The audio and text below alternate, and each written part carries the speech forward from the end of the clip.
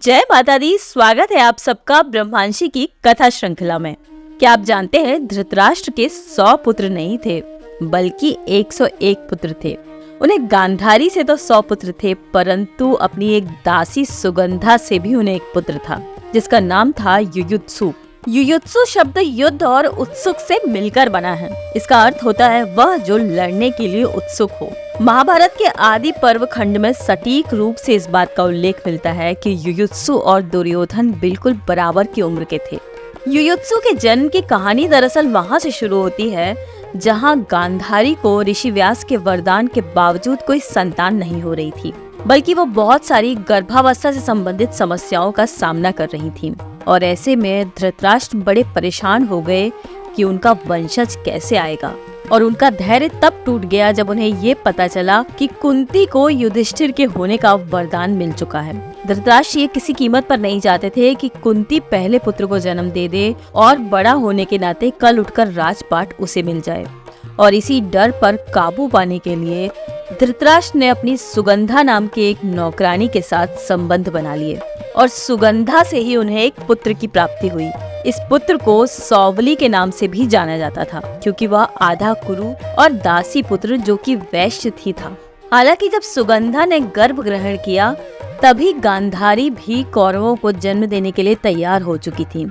और इसीलिए कहा जाता है कि गांधारी ने दुर्योधन को पहले जन्म दिया था और दुर्योधन के साथ ही साथ इस दासी पुत्र का भी जन्म हुआ था। वही युधिष्ठिर का जन्म इन दोनों से पहले हो गया था। इसलिए युयुत्सु और दुर्योधन को बराबर की उम्र का माना जाता है, जबकि युधिष्ठिर उन दोनों से बड़े थे।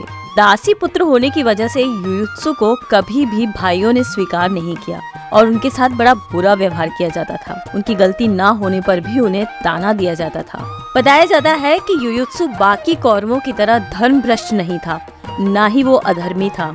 और ऐसा भी कहा जाता है कि द्रौपदी के चीरहरण के समय वो इकलौता कौरव था जो इस बात का विरोध कर रहा था। कहा जाता है कि युयुत्सु धर्म की तरफ था और इसीलिए उसने युद्ध में भी पांडवों का साथ दिया। वो कौरवों का मुखबिर बन गया था।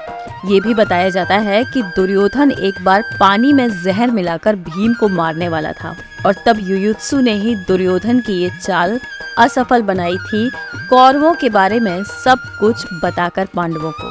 और तब युयुत्सु ने ही पांडवों को इस बात की जानकारी दे दी थी और दुर्योधन की इतनी बड़ी चाल को असफल कर दिया था। ये एक अकेला कौरव था जो कि कौरवों की तरफ से युद्ध नहीं लड़ा था, क्योंकि वो धर्म की तरफ से युद्ध लड़ना चाहता था और इसीलिए वो पांडवों की तरफ रहा। युयुत्सु एक साथ 70,000 सैनिकों के साथ युद्ध कर सकता था। वो पांडवों की तरफ से लड़ा और महाभारत का युद्ध खत्म होने के बाद पांडवों के साथ ही हस्तिनापुर पर उसने राज्य भी किया। जब कृष्ण ने दुनिया से विदा ली तो पांडवों ने भी हिमालय जाने का फैसला कर लिया और तब पांडवों ने युयुत्सु को हस्तिनापुर राज्य का पर्यवेक्षक नियुक्त किया था, जबकि परीक्षित ने राजगद्दी संभाली थी। युयुत्सु ने अपना पूरा जीवन धर्म की तरफ खड़े होकर बिताया।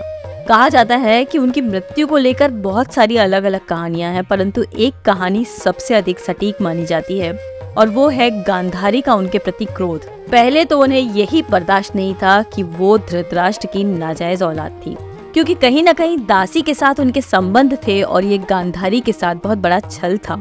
अब सौतेला पुत्र होने के नाते तो गांधारी उससे चिढ़ती ही थी, साथ ही इस बात का द्वेष कि कौरवों में से तो कोई जिंदा नहीं बचा, परंतु पांडवों की तरफ होने की वजह से युयुत्सु जिंदा है। और तब एक दिन गांधारी ने तय किया कि वो अपनी तीव्र दृष्टि से उसे जलाकर भस्म कर देंगी। और अपनी इसी मंशा के साथ गांधारी ने एक दिन अपनी आंखों की पट्टी खोली और अपनी भयंकर उग्र आंखों से युयुत्सु को जलाकर राख कर दिया।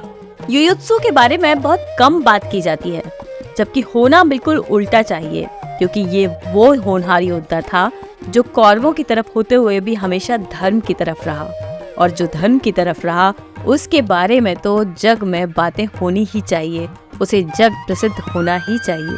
तो आप सब भी युयुत्सु की ये कहानी अपने अपनों के साथ अवश्य साझा करिए। राधे राधे।